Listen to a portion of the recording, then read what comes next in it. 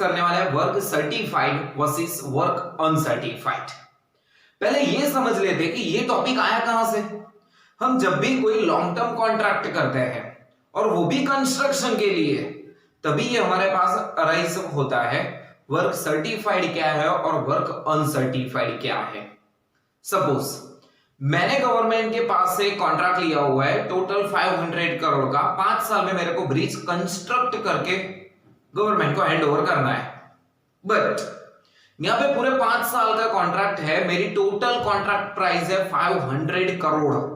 मतलब मैंने 500 करोड़ में गवर्नमेंट से कॉन्ट्रैक्ट लिया हुआ है। 500 करोड़ में मैं आपको 5 साल के अंदर अंदर ये ब्रिज कंप्लीट करके आपको हैंड ओवर कर दूंगा। बट ये जो भी कॉन्ट्रैक्ट प्राइस है, सपोज 500 करोड़ मैंने रखी है, उसमें कुछ ना कुछ मेरा कॉस्ट होगा प्लस प्रॉफिट होगा। सपोज 450 करोड़ मेरी कॉस्ट है प्लस 50 करोड़ मेरा प्रॉफिट मार्जिन है।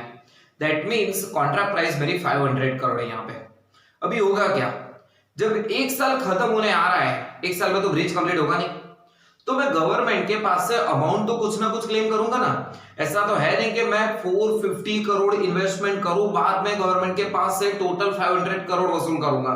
इतनी अमाउंट इन्वेस्टमेंट करने के लिए लानी कहां से मेरे को 450 करोड़। तो टाइम टू टाइम मेरे को अमाउंट क्लेम करनी रहेगी।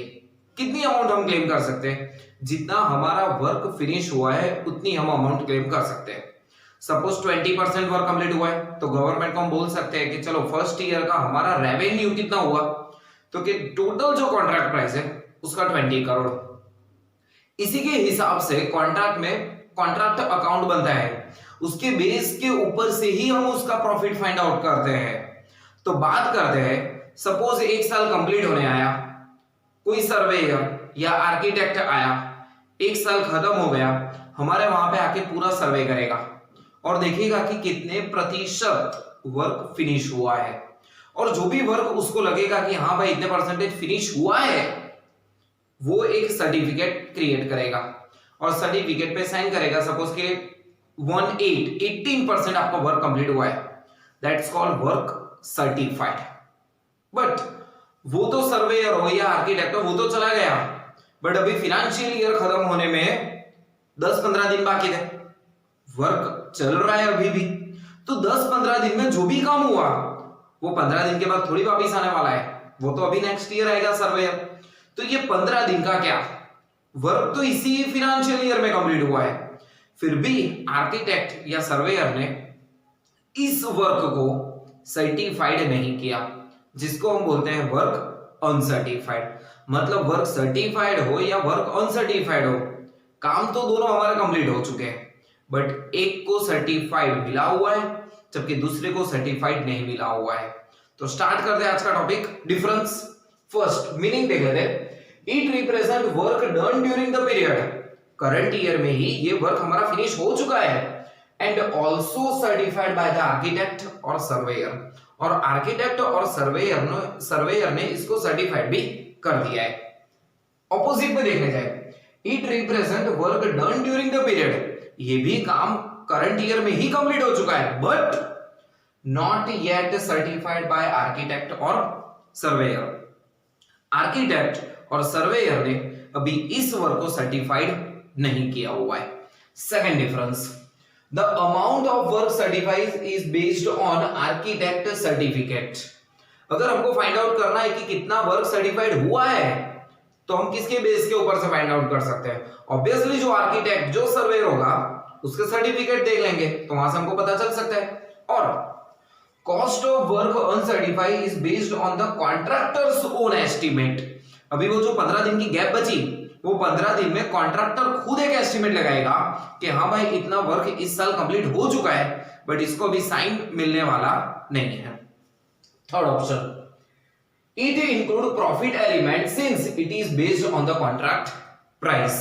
यह जो भी मैंने बोला 18% कंप्लीट हुआ है, वो किसके ऊपर से वो फाइंड आउट करेंगे? कॉन्ट्रैक्ट प्राइस के बेस के ऊपर फाइंड आउट करेंगे। तो यहां पे प्रॉफिट मार्जिन इंक्लूड है, बट यहां पे एक कंजर्वेटिव कॉस्ट है, तो यहां पे प्रॉफिट मार्जिन इंक्लूड नहीं होगा। It is a conservative cost estimate and does not include any profit elements. Fourth one, it is consider for calculating percentage of completion, कितने प्रतिशत मतलब कितने परसेंटेज वर्क कंप्लीट हुआ है अब तक, ये फाइंड आउट करने के लिए हम वर्क सर्टिफाइड के बेस के ऊपर से डिसाइड करेंगे। कैसे? वर्क सर्टिफाइड कितना हुआ है divided by contract price into 100, पता चल जाएगा कितने परसेंटेज आपको वर्क सर्टिफाइड या वर्क कंप्लीट हुआ है। But it is not consider in the calculation of percentage of work completion, इसको यहाँ पे सर्टिफाइड ही नहीं हुआ तो यहाँ पे इसको वर्क कंप्लीशन के परसेंटेज में हम कंसीडर नहीं करेंगे। और एट लास्ट वाला difference, it provide the basis for claiming periodical process payment from the contractee. मेरा कॉन्ट्रैक्टी कौन हुआ? तो कि गवर्नमेंट के पास मैं टाइम टू टाइम अमाउंट तो क्लेम करूंगा, उसके लिए मेरे को गवर्नमेंट या फिर आर्किटेक्ट या फिर सर्वेयर का सर्टिफिकेट वहां पे बताना होगा, भाई इतना वर्क सर्टिफाइड हो चुका है तो इस साल इतनी अमाउंट आपको पेमेंट करनी रहेगी, तो मैं क्लेम कर सकता हूं। बट यहां पे देखें तो ये डिफरेंस अराइज क्यों हो रहा है? सिंपल है, जब सर्वेयर आया, जब आर्किटेक्ट आया, जब उसने सर्टिफाइड किया और फिनेंशियल ईयर डेट अभी बाकी थी, तो वो जो गैप पड़ी ना उसकी वजह से ये हमारे पास डिफरेंस आ रहा है। That means it arise due to time gap between the dates of the previous certificate to the financial year. Financial year और सर्टिफाइड डेट के बीच में जो हमारा टाइमिंग ड्यूरेशन की जो गैप थी उसकी वजह से ये यहां पे हमको अपना डिफरेंस मिल रहा था।